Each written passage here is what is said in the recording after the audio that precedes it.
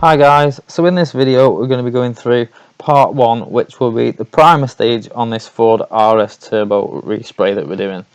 Now for this I'm using a little ANI budget gravity fed spray gun. I've got it in a 1.8mm setup, and that was, I think it was roughly about £30 from Spray Guns Direct. But we'll be doing a separate video on this spray gun and having a bit of a chat more about that at a later date. So this car, it's already, although it's repair work done, it's already bagged, it's already cleaned off and everything. So we're going to put a couple of coats of high build primer down. Now for this I've actually bought the Quartz VOC filler primer. I wanted to give that a try for you guys because a few of you guys have been asking me about this primer and what I thought of it for the money, etc. So I'll also be doing a separate video on that for you, so you can get a bit more of a detailed look into the primer.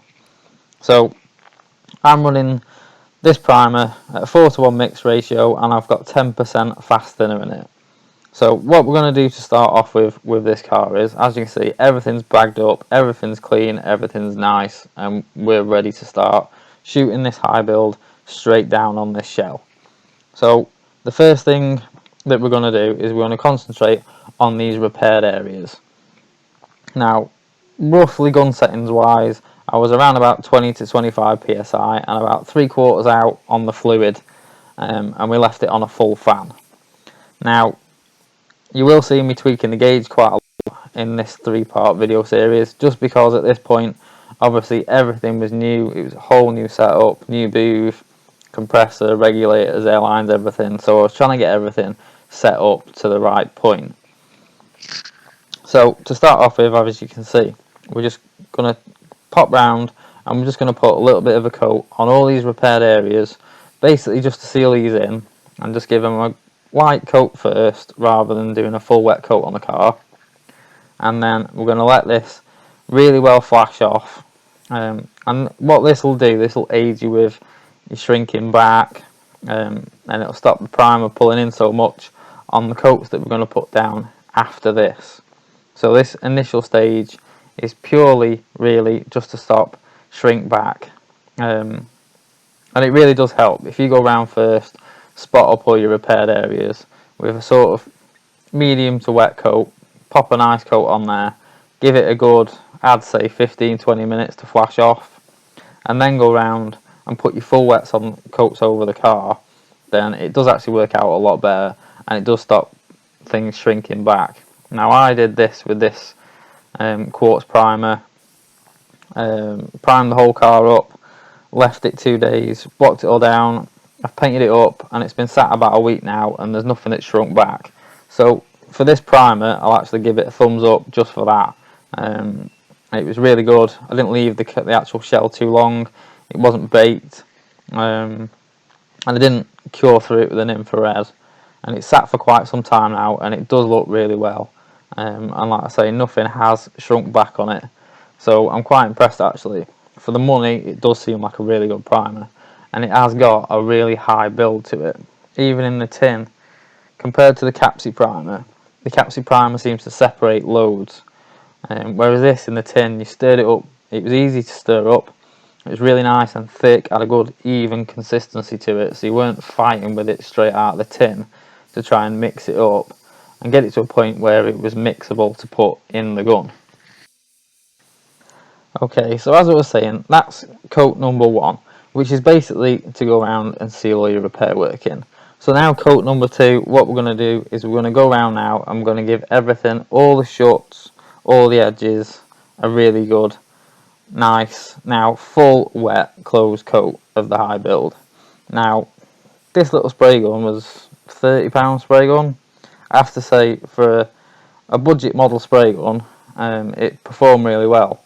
Now I've used this spray gun throughout this whole car, so it's done the whole shell, it's done all the panel work, and it's done a few little other jobs that I've got dotted around in the shop as well, and it's done a cracking job.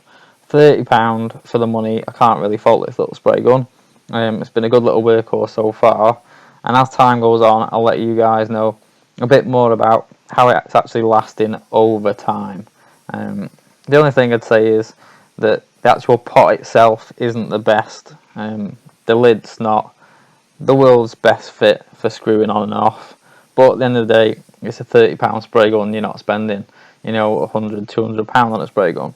But for a primer gun, because I get asked quite a lot from you guys, from the sort of like the more hobby and DIY guys, what's a good sort of cheap primer gun?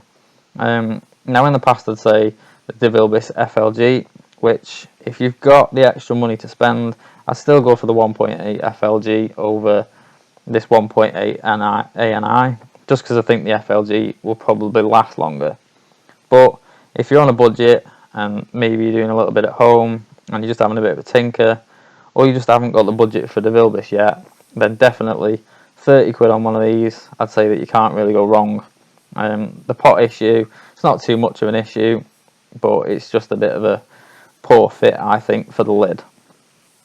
This first coat then, as you can see, we're putting this down as a really wet, full, thick, closed coat, because what I want is, basically this car has been painted a few times before, not by the owner or anything like that, but it's had a lot of paint on it and the panels are a bit wobbly, and I wanted plenty of high build basically because I wanted to block this out.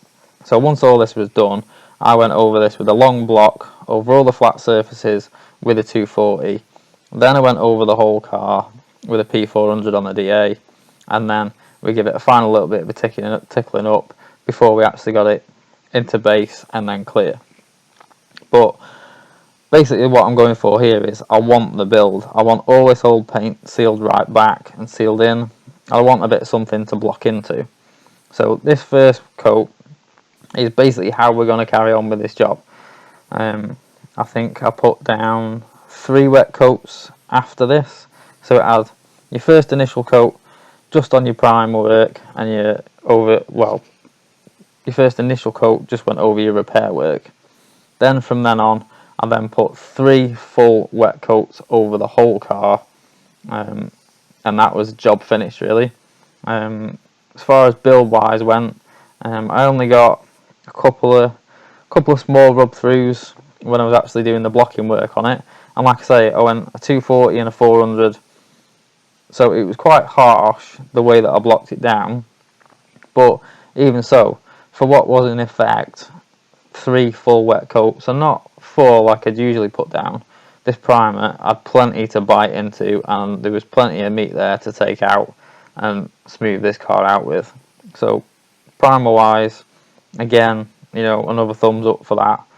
For how it was going down at a 4:1 mix with 10% thinners, it was going down so easy and so nice.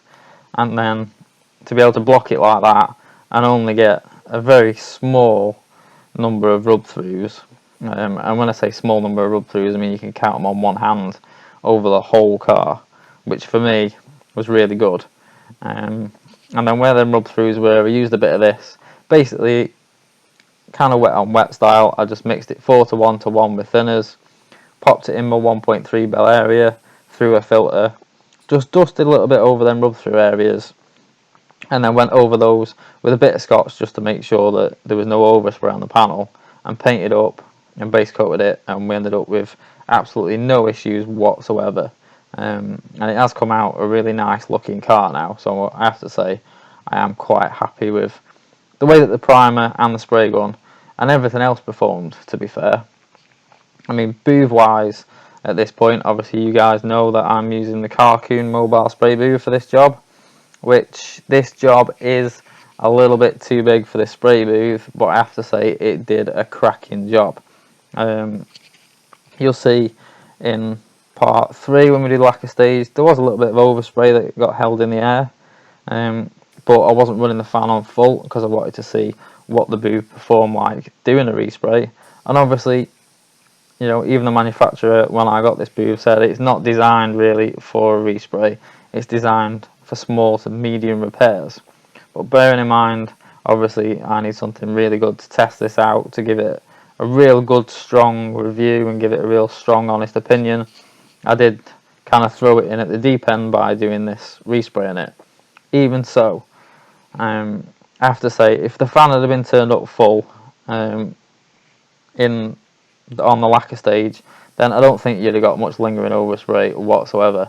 And even though I only had it on the second fan setting, it didn't take long for the booth to clear once I'd actually stopped painting. And it did put out a really nice clean job. As far as the actual booth itself goes, I've been finding it really nice. It works really well, clears quickly. I can't think of any issues I've had with it whatsoever, really. In this 3-part video that you'll be watching on the RS Turbo, you can see I've got a couple of shadow areas, because obviously where I've got the lights put. So once I finish this car up, I'm going to rework the lights a bit so we don't get any areas with shadows in, which will just help the videos along a bit and help you guys see a little bit more of what's actually going on in the booth.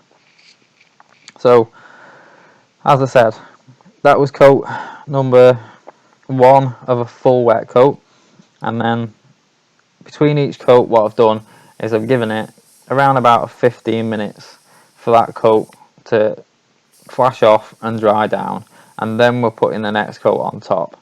It's no good putting wet on top of wet on top of wet. You know, give it a good nice flash off with your high build, because you want to make sure that this is going to dry through nicely and you're going to end up with nothing that starts shrinking back into those repaired areas.